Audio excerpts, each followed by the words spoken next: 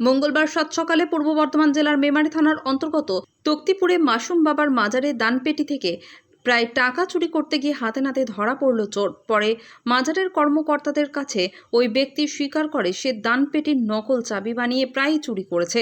জানা গিয়েছে এদিন সকাল 6টা নাগাদ মাসুম বাবা মাজারে খাদেম রিয়াজ আহমেদ মাজারে সিসিটিভি ফুটেজ দেখে তাকে হাতে নাতে ধরে ফেলেন। খবর দেওয়া হয় মেমারি থানায়।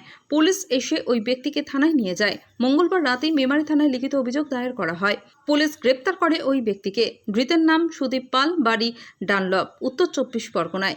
বুধবার সকালে সুনির্দিষ্ট ধারায় মামলা রুজু করে ধৃত সুদীপ পালকে বর্ধমান আদালতে পাঠানো হয়।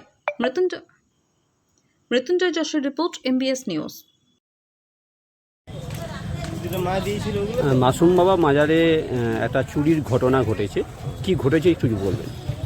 ঘটনা হচ্ছে যে দীর্ঘদিন ধরে আমাদের টাকা পয়সা চুরি হচ্ছে মাজার থেকে। আমাদের সিসি ক্যামেরা ছিল সব বাইরে। আমরা গত পৌরসের সময় অর্থাৎ জানুয়ারি মাসে আমরা একটা সিসি ক্যামেরা মাজারের ভেতরে দিয়েছি। এবার টাকা শর্ট হচ্ছে। কালকে আমরা আমাদের যে সিসি ক্যামেরা সেগুলো সব ঘুরে দেখছিলাম, চেক করে দেখা গেল যে 4-5 বার এক ভদ্রলোক যে মাজারে প্রায় 4 বছর ছিল, একটা ঘটনার জন্য ওকে মাজার থেকে আমরা উনি এখানে থাকা যাবে না, তোমার পেশেন্ট আছে, তুমি ডেলি আসবে চলে যাবে। তত্ত্বপুর একজনের বাড়িতে ও ভাড়া থাকে, গীতা বলে নাম, তার বাড়িতে ভাড়া থাকে।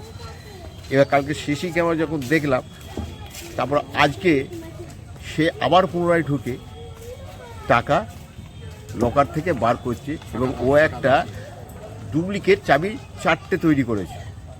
তাতে ও যখন ধরা হলো তখন বললো যে আমি এই একবার 20,000 নিয়েছি, একবার 13,000 কিন্তু নিজেই স্বীকারোক্তি করেছি এবং চাবিকাইটা যে অফিসার গিয়েছিল সেই অফিসারকে আমরা হ্যান্ডওভার করে দিয়েছি। আপনারা ধরলেন কবে?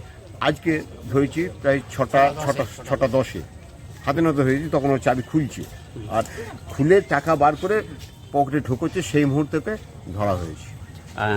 থানায় অভিযোগ করেছেন? থানায় আমরা সকালবেলা সব ছেড়ে গেলে মেরে ফেলতো, আমরা বড়বাবুকে ফোন করেছিলাম, তারপরে অফিসার গিয়েছিল, অফিসার তাকে নিয়ে এসছে এবং অফিসার থেকে আমরা ওই চাবিকাটা হ্যান্ডওভার করেছি। এখন আমরা FIR ঠিক করছি।